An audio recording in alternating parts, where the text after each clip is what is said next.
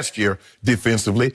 And if a team forces Lamar to beat him through the air, can he do it? Because we've seen Skip, he's struggled in 2 playoff games. What we've seen is that they force him to beat them throwing the football. And it was a debacle last year. Yeah, when you look at the stat line, like, damn, Lamar had almost 550 yards of total offense. But you realize the turnovers, the fumbles, the interceptions, and playing constantly from behind. And what teams try to do, Skip, they try to put him in a situation where he has to throw the football. Now, it's a lot easier said than done to put them in a situation where Lamar his legs are ineffective. But you got to get them down by probably 14, 17 points, which the Titans did, which the Chargers did. And so now we force you to throw the football. You're talking about the 2 home playoff games. Two home playoff games that they've lost. So can they be dangerous? Yeah, as long as you got 8.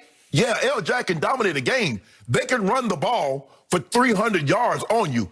Take your offense totally out of the game. But the question is that the problem that they have when they play a team like Kansas City races out 17-14, and then all of a sudden Lamar Jackson's legs are neutralized and he has to throw, and so he plays into a team's hand. But can they be dangerous? Absolutely, because you saw what he did last night. He's capable of doing that. Can he do that for 3 or 4 games? Absolutely. He won the MVP, unanimous last year. So he had more than 2 or 3 games like he would need to have in the playoffs in order to get all the way home. So sure, they could, but I don't feel as confident this year as I felt last year, because I don't think their defense is as good, and I haven't seen the consistency that I saw from Lamar throwing the football last year to this year. I have not either.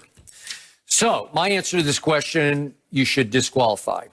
Before the year started, I thought this team was on the precipice of saying, watch this, we're going to right the wrong of our home playoff loss, and we're going to the Super Bowl. And I picked the Ravens to win it all this year. And I'll hang in with my pick only because of what I saw last night. That was a huge win. It was. For this team, a huge escape. It was Houdini, it was storybook, it was fairy tale. And again, you always laugh at my Cowboys. It could be a launching pad. But I would trust this team to use this as a launching team, a pad, a lot more than my team. Okay, so the Ravens played the easiest remaining schedule in all the league. They got Jacksonville at home, New York Giants at home, and finish at Cincinnati. They should go 3-0. They should go 3-0. I don't know about the injuries to Jimmy Smith and maybe Marcus Peters, but you made a point. Maybe his pride was hurt as much as his calf. Even the backup, Devontae Harris, ended up going down. Yeah, he did. So I don't know about how that's going to affect them going forward. So it's going to be dictated by the injury gods. But here's the weird thing about this. If they do eke in to the final playoff spot, right now they're outside looking in. Yes. But they need to win out, and they still have high percentage chance. I think it's almost 90%. Because I think Miami still has to play Buffalo. Yep. So they're favored to make the playoffs. If they do, they're almost certainly going on the road, right? Yes. So what have we seen from Lamar? Well, as you say, when he's right, he's just a force of nature. Yeah. He can beat anybody. Yeah. And what I loved about the Ravens last night, you can speak to as well as anybody on this planet, this side of Ray Lewis. I just love the tradition of that team, and it still permeates that locker room. Absolutely. They know what you did and what Ray did. They feel it in their bones because they put on that purple, and that it's like, yeah, this franchise has done this for a long time. Skip, when you talk about, you hear Miami Heat talk about culture. Yep. Where it started, Baltimore is culture. Ozzie Newsome. Yes. Okay.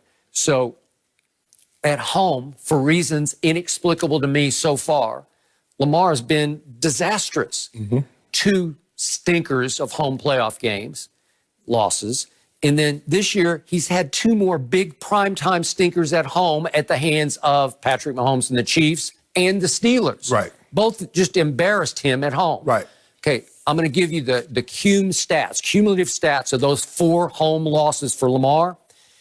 He's thrown 7 touchdowns to 5 interceptions, but in those games, he's fumbled 9 times and lost 5 of them. That's all 4 of those stinkers, all at home, all in Baltimore, a place you guys used to just own, right?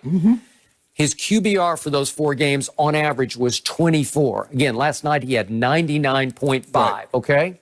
He's got 4 of the top 8 QBRs of all time, but guess what?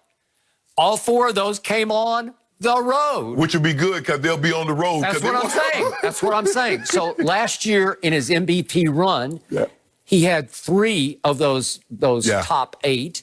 And they started off, remember the opener at Miami? Yep. He was 99.5. And then he had a game at Cincinnati, 99.8. And then at the Rams last year when they just destroyed them on Monday Night Football. Well, it was close. It was 99.8. So my point to you is he's now had 4 of these 99.5 to 0.8 games. Right. All 4 on the road. Well, if this is road warrior time for the Ravens, I'm still going to give them an outside shot at winning the AFC. But obviously, to do that, all roads lead through Kansas City. Yep. So what would be the odds? They would have to go in and flip the script. Yes. They would have to go right down with the, let's say, opening kickoff or whenever their first possession is, and they would need to go ahead 7-0 because that's the only way this team is going to. Yeah, you have to possess the football. And you have to play out those possessions with touchdowns instead of field goals. Sometimes people make the mistake, Skip. They're like, well, we had the ball for 8 minutes, but you kicked the field goal. Yep. Yeah, and Mahomes don't need but about a minute to go down the field and get a touchdown. Agreed. And what you've done, all that hard work is basically out the window because you're like, hold on. We just had the ball for 8 minutes. He had the ball for a minute, and they're ahead 7-3. Yep. The question I have for you, Skip, who would you fear more in the playoffs, Cleveland or Baltimore? Baltimore. As much as I like Baker, and we're going to talk about Baker in a moment here, but I say the same thing. Just on because of Lamar. It's Lamar, but it's also guts, pride, tradition, just that baller mentality. They have it. And on defense, those 2 corners are really good. I don't care. Hey, listen, you know Humphrey's the father, right? Okay. And Marcus Peters, I know he clues. I know you can. They go high-low him, Skip. They just high-low him every time because they know. He got burned last night on one of those. Skip, he's looking to get that cheap pick. Yep, he is. But he can really play. Oh, yeah. He can play make. And once they got Calais back, and I remind everybody, this team has been COVID-racked. Yes. It sort of racked the psyche of this team because it was an outbreak, man. And they were losing players right and left, and they lost practice time. They lost continuity.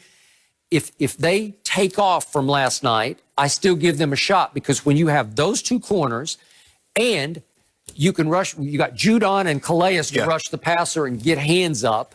Ngakwe. Yeah. But Skip, I thought with the addition of Ngakwe and Judon and Calais, I thought they would generate more pressure than what they've generated. And they still can't get consistent pressure on the quarterback. And I think when you play that much man coverage, you're asking an awful lot of your corners to hold up that length of time. And what you see is that you see Baker take off and scramble for first downs. You also see him scramble and buy times and guys come open. So you're going to have more integrity as far as responsibility, not letting the quarterbacks get outside. But for the most part, you look, Mahomes got legs. Tannehill will make you pay.